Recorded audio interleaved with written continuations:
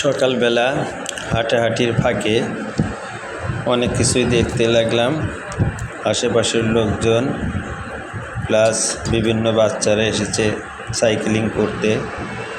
কোনো বাবা তার বাচ্চাকে সাইকেলিং শেখাচ্ছে। এগুলো দেখতে দেখতে হাঁটতে থাকলাম। আজকে অনেক কাজের মধ্যে জন্মদিন আছে। জন্মদিনের কেক নিতে হবে, কেক সাজাতে হবে, তারপরে হলো ফল কিনতে হবে, ফলের জুস বানাতে হবে।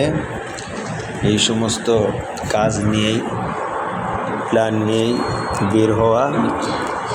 দেখছেন বাচ্চাটা কত সুন্দর করে সাইকেল চালিয়ে গেল। এইভাবেই আমরা সাইকেলিং করি, বাচ্চাদের শেখাই। বাচ্চা কেক কাটার জন্যে কেকটা রাখা হয়েছে, তারপরে বিস্কিট আছে, সাথে কিছু কলাও আছে, পায়েস আছে।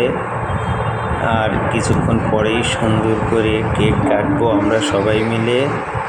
কেক কাটার পরে কেক খাবো ও এর ফাঁকে একটু বাজারে যাব। বাজারে যেয়ে ফল কিনতে হবে। ফলের দোকানে যেয়ে দেখব কী কী ফল কেনা যায়।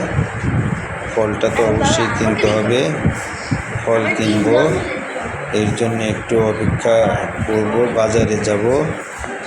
করে সহজে পান না। আপনি যদি ওনাকে এসে অর্ডার দেন, ওনাকে যদি বলেন উনি এরকম আনকমন টাইপের ফলগুলো এনে দিবে। তবে যাই হোক, সবাই আসবেন, নেবেন। সবাইকে অনেক অনেক ধন্যবাদ। লোকেশন হচ্ছে পল্লী বিদ্যুৎ নবীনগর স্ট্যান্ডে আসলে, এই মামার দোকানে আসলে এই ফল পাবেন। ভালো লাগতেছে, অনেক সুন্দর। আমার বানানো কাঁচা আমের জুস।